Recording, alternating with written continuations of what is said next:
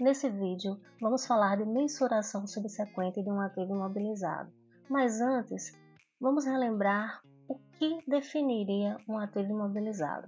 De acordo com o CPC 27, o ativo imobilizado é o item tangível que é mantido para uso na produção, por fornecimento de mercadorias ou serviços, para aluguel a outros ou para fins administrativos, e ainda espera-se utilizar por mais de um período.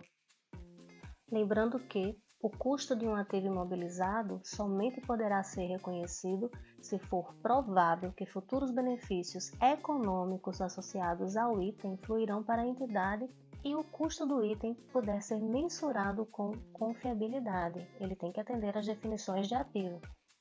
Mas vamos para a mensuração subsequente propriamente dita. Nós temos dois tipos, a depreciação e o teste de imparidade. Essa aula vai tratar apenas da depreciação.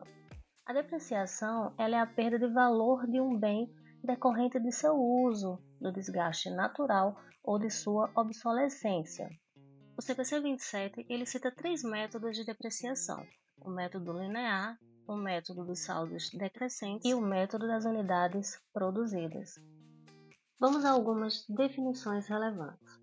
Valor contábil é o valor pelo qual um ativo é reconhecido após a dedução da depreciação e da perda por redução ao valor recuperável. A depreciação ela é a alocação sistemática do valor depreciável de um ativo ao longo da sua vida útil. O valor depreciável é o custo de um ativo ou outro valor que substitua o custo menos o seu valor residual. O valor residual de um ativo é o valor estimado que a entidade obteria com a venda do ativo após deduzir as despesas estimadas de venda, caso o ativo já tivesse a idade e a condição esperada para o fim da sua vida útil.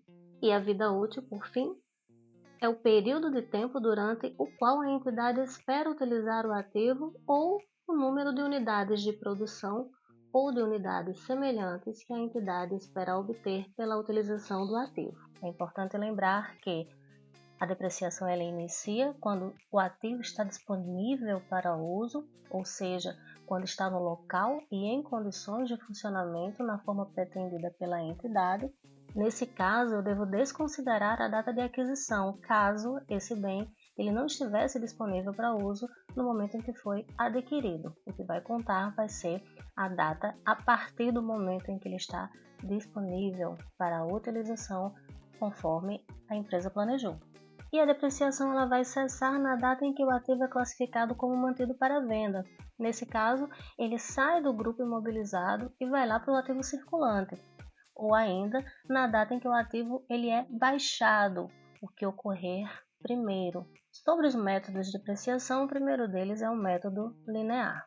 Para falar desse método, eu trouxe aqui um exemplo. Um veículo tem valor contábil de R$30 mil, sua expectativa de vida é de 5 anos, o veículo terá, portanto, uma depreciação de 20% ao ano, o equivalente a R$6 mil. Para calcular a depreciação pelo método linear é muito fácil. Primeiro eu verifico se existe valor residual, porque se houver, eu vou pegar o valor do custo e subtrair dele o valor residual, e esse valor que sobrar vai ser ali o meu numerador. Nesse caso aqui a gente não tem valor residual, portanto, eu pego o valor do custo, divido pelo tempo de vida útil e o resultado será a minha depreciação anual, que nesse caso aqui é R$6 mil. O lançamento contábil será um débito de despesa com depreciação, conta de resultado, vai para a DRE, a crédito da depreciação acumulada, que é conta redutora lá do imobilizado no nosso ativo não circulante. Portanto, lá no balanço, a depreciação acumulada aparece assim, deduzindo o valor do veículo. Caso o bem tivesse sido adquirido em janeiro de 2018, mas apenas em 1º de setembro de 2018 estivesse em condição de uso, então, quantos meses em 2018 ele estava ali em condições de uso?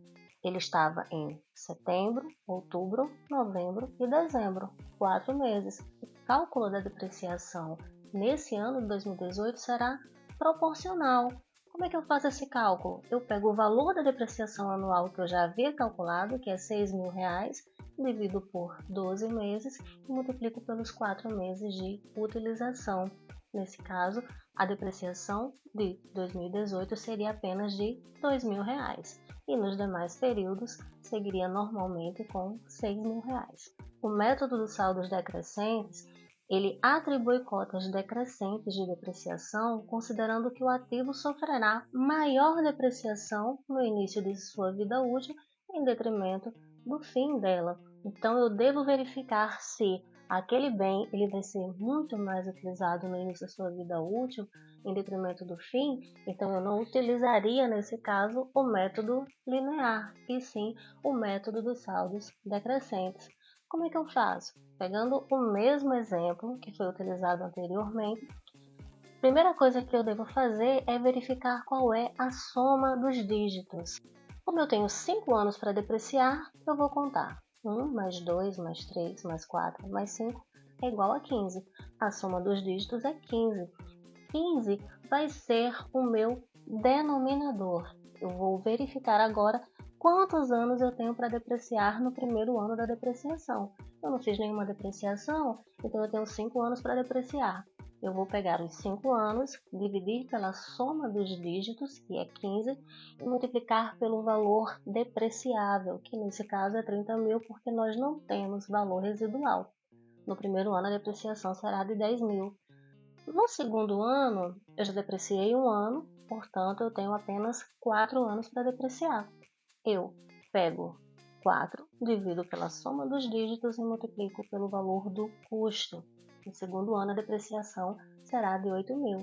No terceiro ano, eu tenho apenas 3 anos para depreciar, divido 3 pela soma dos dígitos e multiplico pelo custo. E no terceiro ano, a depreciação será de 6.000. No quarto ano, eu tenho apenas 2 anos para depreciar, divido pela soma dos dígitos, multiplico por 30.000, eu vou ter R$ 4.000 no quarto ano de depreciação. E por fim, no quinto ano, eu só vou ter um ano agora para depreciar. Eu vou dividir 1 pela soma dos dígitos, multiplico por 30, e no último ano a minha depreciação será de R$ 2.000. Eu tenho depreciações maiores no início da vida útil e depreciações menores no fim dessa vida útil. Se eu precisasse aplicar esse método de forma invertida, ou seja, se eu verificasse que eu tenho menores depreciações no início da sua vida útil e maiores no final dela, era só eu inverter essa conta. Então, em vez de no primeiro ano eu dividir 5 por 15, eu vou dividir 1 por 15 e multiplicar por 30. No segundo ano, eu dividiria 2 pela soma dos dígitos e multiplicar pelo custo. No terceiro ano, 3 dividido pela soma dos dígitos, multiplicar pelo custo e assim sucessivamente. Nesse caso, a minha primeira depreciação seria de R$ 2.000 e a última de R$ 10.000. Por fim, eu tenho o método das unidades produzidas. Esse método deve estipular a depreciação a partir do número de unidades produzidas no período. Vamos para um exemplo. A entidade comprou uma máquina em 2 de janeiro de 2018 pelo montante de R$ 200.000, com o valor residual estimado em zero. Foi estimado que esse bem produziria 150.000 unidades durante toda a sua vida útil e, em 2018, esse ativo produziu 45.000 unidades. Vamos à fórmula. Para saber a depreciação do período, quando eu tenho uma capacidade máxima de produção, eu vou pegar a produção do período, vou dividir pela capacidade máxima de produção e vou multiplicar pelo valor depreciável, que nesse caso aqui é igual ao custo do item. Então, eu tenho 45.000 dividido por 150 vezes o custo desse item. A depreciação nesse ano será de R$ 60.000. Então, todos os anos eu vou verificar quanto eu produzi naquele período, qual foi a capacidade máxima de produção estimada para aquele bem e vou multiplicar esse resultado pelo valor depreciável. A representação no balanço patrimonial ela é igual para todos os métodos. Eu tenho o ativo imobilizado deduzido da sua depreciação acumulada, que vai me dar um novo valor contábil.